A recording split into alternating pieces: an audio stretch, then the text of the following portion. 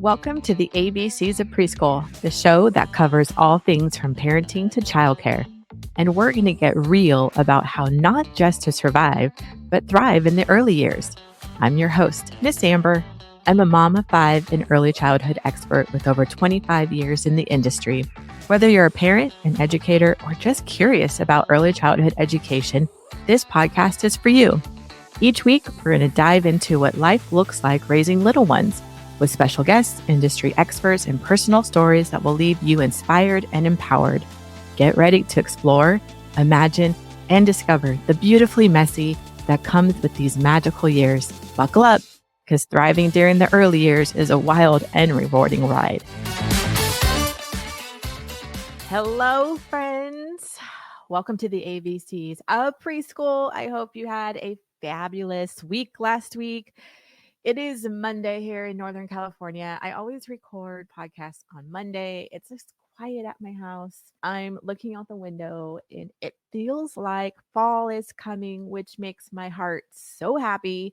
It even was pouring at our house on Saturday, which is very unusual here in Northern California, but I cannot deny that I was so excited. I loved the rain. So I have a pool at my house, so I will miss my afternoon. It's ridiculous. I listen to true crime. I put my AirPods in and lay out by the pool. I try to at least 3 times a week, and I listen to true crime. Yes, I know, but I do like true crime. But anyways, that is not what we're talking about today on the ABCs of Preschool podcast. It is a new year. I know it's not January. It is September. Actually, when this episode's coming out, it is September. But for all you educators out there, all you teachers out there, parents with little ones in school, it is a beginning of the year. It is a new year.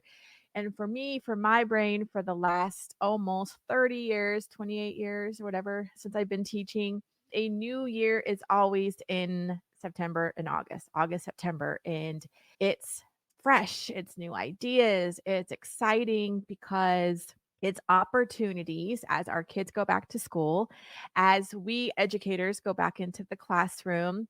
It's an opportunity to start anew. And I talked about a little bit of this a few weeks ago, but I'm going to dive in a little bit deeper today. And because I'm coming up to a year of a transformation that I've had personally, and I want to talk about it because I did it. I changed. I became something different than the narrative I've had for years. So, today's episode, we're going to talk about change your story, change your life.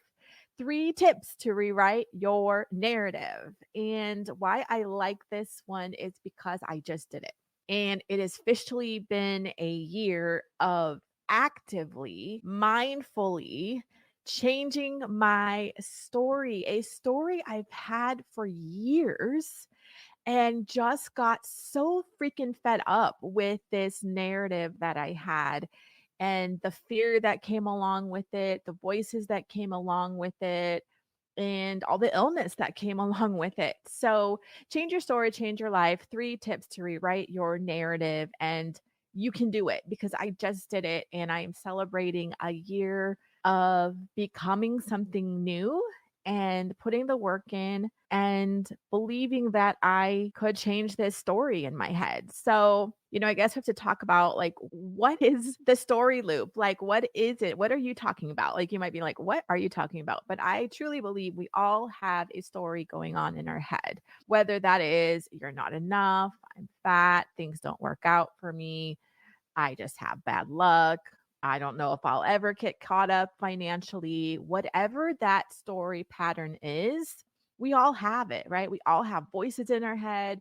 We have a loop that goes on, whether it's stuff from our childhood, our foundation, just limiting beliefs, these ideas, these narratives that we each have. And we have to be honest because we all have them. And for years, my narrative, whether I really wanted to admit it or not, and I think I finally admitted it last year, I had a narrative that I'm just the sick girl. I'm the girl that gets cancer and has to have a hysterectomy. I'm the girl that has brain surgery. I'm the girl that, like, I've had some really weird illnesses, sicknesses that like knocked me out on my butt for months. I'm just that girl. I get sick. My immune system is not that great, and it is what it is. I had that narrative for many, many years because it was true. Like when I was a kid, I got sick a lot. I was on antibiotics a lot. And then as a young adult, I got sick a lot. So I got like viral meningitis. I've been hospitalized. I've had cancer. I had stuff going on with all my female parts and had to have a full hysterectomy at the age of 37. And then it's coming up 10 years post menopause, and that just changes your body. There was something found in my brain, and I had to have a craniotomy. Like, who says they can had a craniotomy before? I had this loop, this story that it's just me. I'm just the girl that gets sick. And last spring of 2023, I found myself back in a waiting room. Not good. I was not doing good. I was exhausted. I had no energy. I had all this pain in my body. I was stressing out. My oncologist, for the first time in 9 years, said she thought there was a possibility my cancer maybe was back. I was a mess. And believing that story loop, I was on Google and I was just like, well, shit, it's back. I went through 3 months of testing, MRIs, PET scan, and it wasn't back. I was good. And then I took it a step further because I was finally at a point where, like, I'm sick of this story loop. I'm sick of thinking cancer is going to come back, or I'm just that girl that gets randomly sick. I'm kind of sick of this story loop. And I finally had to admit to myself I was living in this narrative. So I took it a step further and I flew out to Dallas, and I had an incredibly detailed 6-hour medical appointment where they looked at me from head to toe, like so much blood work, so many scans, my heart, because I've had heart issues over the years. I've had to see a cardiologist, blah, blah, blah, blah, blah. And I went through this whole thing and pages and pages and pages and pages and pages of my body. So I knew exactly what was wrong. And go figure, one of the biggest things in there was gluten. I was so inflamed. My body was like 4 times higher than normal, the highest level. Like it was out of control, inflamed. And one of the first things they said immediately was, you need to stop eating gluten. And who would have ever thought? So last year, September 1st of 2023, I took gluten out of my diet and I started to become a walker. And I did a lot of research about the blue zones and all these different areas called the blue zones around the world. I've talked about it before on this podcast of why are they living longer? What is their success and what are they doing? So I dived in on that. And then one of the biggest things I did, I started changing that story. I was sick of I'm just the sick girl story because that kept me sick. That kept me in a loop of fear and I didn't want it anymore. And so I changed it. I say every day, I am strong and I am healthy. I am strong and I am healthy. I am strong and I am healthy. So every day I started to walk. At first, I was just still recuperating from all the months I wasn't feeling good. So I could barely walk very far. And then it got half a mile, 1 mile, 2 miles, 3 miles, 4 miles, 5 miles. I started getting my 10,000 steps in. I would just freaking roll out of bed, half asleep, and I would just start walking. Walk, walk, walk. I started to walk. I took gluten out and I started to change that loop. And I just started telling myself, I am strong and I am healthy. And every time I started not feeling good or I felt something off, I didn't go to Google. And actually, it's probably been a year I haven't gone on Google because I don't even want myself to go there because I'm not going to go back in that loop anymore. It's completely changed my life. I don't think I've ever felt this good, probably since high school, early adulthood. I don't even know. I don't think I've ever felt this good mentally, emotionally, physically, because I'm moving my body. I'm just moving my body every single day. And I've changed my story loop. So we have to identify the first thing in order to change our narrative is to actually have to admit that we've got one, that we've got a story loop going on, and we all do it. But what is the story loop that's going on in your head that is keeping you from being your best version of you? What is it? For me, it was I'm just the sick girl. I'm just going to get cancer again. I'm going to get all the weird stuff. That's just me. And I was tired of it.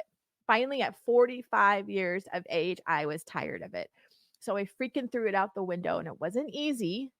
But every single day, instead of I'm just the sick girl, I say I am strong and I am healthy.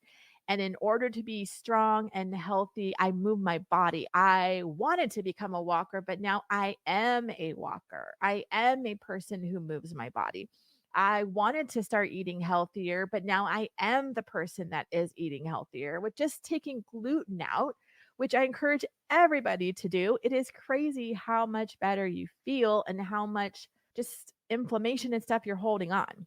So the first step is identifying your story loop. What is it that is playing over and over and over in your head that is not serving you? What is it? Identify it and say, I'm sick of it. I'm sick of it. I don't want it. I don't want this story loop anymore because I am better than that. And you are better than that. Whoever put that into your head, whether it was you, whether it was circumstances that were out of your control, whether it was your parents, whatever it is, you can change it, but you have to identify it first. And number two is you've got to reflect on it. Like, why are you holding on to it? Why are you holding on to that narrative?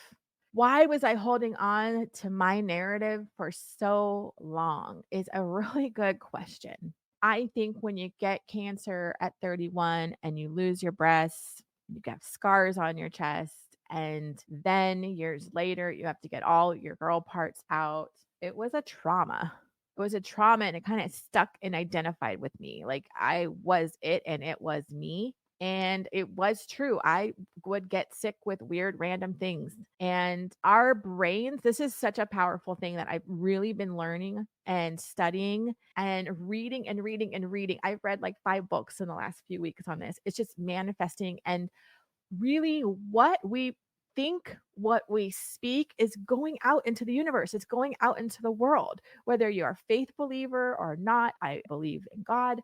What we put out will happen. So I was constantly saying I was a sick girl, constantly. Like, it's just me. It's just me. It's just my luck.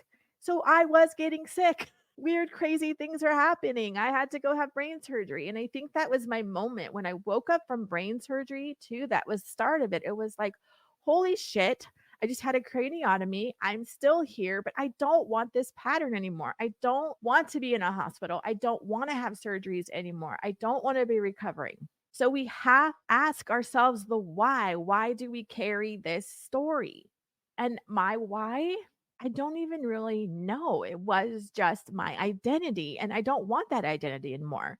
So, what we say, what we think is so powerful. So, we have to start changing the loop, changing that loop that's going around, to change it to be different, to be positive. I am healthy. I am strong. Maybe it's I am enough. I am enough just as I am. I am strong. I am financially free. Let me tell you a story. A few years ago, I was going through a really traumatic divorce years and years ago. I was told by my ex-husband that I was just going to be bankrupt within a year and I would have to come back to him. And that did not happen. But I started even back then was saying, I am financially free. I am financially free. I am today financially free. If we can start, write it down, put it in a journal, say it over and over. I have like notes on my phone and I say it over and over and over. But every morning now I journal. I do a thank you journal with a manifestation journal. And even if it's not happening now, even if you're not financially free now, even if you're struggling with not being enough now, in this moment, start saying it and believe it. We need to think it, believe it, and feel it, and the change will start happening. I've seen it in my life. I've seen it in, for an example, in 2019, I went on a women's like CEO cruise mastermind program, and I was surrounded by a lot of older ladies who had been remarried and who were just visionaries and like very successful. And I remember one of the ladies saying, you need to write it down and you need to believe it's going to happen. And I was really wanting to meet my person. And I remember sitting down end of April of 2019, and I wrote a list. And there was lots of different things going on in my life. But I remember I want to find my person. I want to be financially free, and I want a really good relationship with my kids. There's like three main ones. I found my person in June of that year. I bought my own house in August of that year, and I have a really great relationship with my kids. And I've seen it work in my own life. So changing this loop in our story is a powerful thing, but we have to recognize we have it. We have to understand the why, and we have to want to change it. And how we change it is journaling, mindfulness, paying attention to those reoccurring thoughts and behaviors. When you see it, like sometimes I will be like, "Ooh, I've got a little pain," and I feel myself almost going to my phone to Google it, and then I stop myself and I say, "I am strong and I am healthy. I am strong and I am healthy. I am strong and I am healthy. I'm a walker. I'm a healthy person. I'm fit. I'm living a really long life." Those words, I am, are so powerful because you're claiming it, you're owning it. And this is September. It's a beginning of a school year. So, your educators, if your parents, your mamas or dads, this is the perfect time to transform your life. Another personal story is not my story to share, but I'm just going to say it. I've seen one of my own kids completely do a 180 in their life. And here's the thing about change: we can only change us. We can only change our story and our story loop in our lives. As much as we love the people around us, we love our kids, we love our families, our parents, whatever, you may see other people's harming themselves or in a story loop that you don't like, that you don't think is serving them well. But guess what? It's not our job to change another person. We cannot. And I've seen this with one of my own kids. He completely has transformed and done a 180 in his life. And it has been incredible. I think he's lost like 55 pounds. He works out, he runs every day, he eats amazing. He's come out of his shell. He's like a whole new person. And that wasn't me. That I have no ownership in that. It was him. He decided to change whatever loop, whatever skills, whatever way he did it, he did it. And it has been probably the most joyful thing I've seen happen in a long time. It's so exciting. So we are the examples for our kids. We are the examples. We have to lead by example, but we cannot change anybody else. We can only change ourselves. So I want to challenge you to reframe your narrative, question the validity of your story, and understand that that old story is not serving you well. It's not good, especially if it's on a negative loop. So you have to go into it mindful that you're going to change that story. Write it down, say it 10 times a day. Change it to I am strong. I am financially free. I am enough. I am loved. And then start taking action with your stories. Part of my action is I don't Google things anymore. And I don't dive into little aches and pains like I used to anymore. I just own it. Once I feel like I own it and I just say I am strong and I am healthy, period. That's it. Like, that's it. There's no room for anything else in my life anymore. But you have to be persistent and you have to be consistent. You've got to want it. You got to change it by saying it, feeling it, believing it, and then taking the action. I took gluten out. I did take all those medical reports and I made a change. And I said, okay, I'm going to not be inflamed anymore. I'm going to move my body every day. Do you know how important moving our body is every day for mental health? It's amazing. It changes so much. That's why I'm saying I don't think I've ever felt so good in most of my adult life because I'm moving my body. I'm journaling every day and I make it a priority. I schedule everything around those two things. I know you can do it. What is the story loop that is holding you back from the life that you want? It is a new year. It is a new beginning. It is time to change your story, change your life. I absolutely know you can do it because I just did it. It's been a year. I'm like so excited because I'm celebrating. It's been a year and I'm no longer that old story loop. But I went into last September and to the new school year very mindful that this was the year I was going to change my story of my illness and sickness, because I didn't want the fear. I didn't want the anxiety anymore. I didn't want that dark cloud, this tiny dark cloud chasing me anymore. And I did it, but I was so mindful with it. I journaled, I wrote, I moved my body. I took gluten out and I stopped going to freaking Google. And I started telling myself I'm strong and I'm healthy. I wrote it down. I wrote it down this morning in my journal. It is my mantra. It is, I am is powerful. Friends, you can visit me at thelovingstartway.com. I hope you can join our community. We have a community. We want all our educators in there, stay-at-home daycare providers, homeschool parents. We have a free community. Within that community, we have got curriculum that's $8.99 a month. Yes, that's so true. It will save you hours of time planning your curriculum, your program with your home daycare kids, your childcare center kids. Let us do the planning for you. We are amazing. We will have everything covered for you so you can get your time back. Thank you so much for joining me today. And I hope you change your story, change your life in this new school year. You can do it. I believe in you.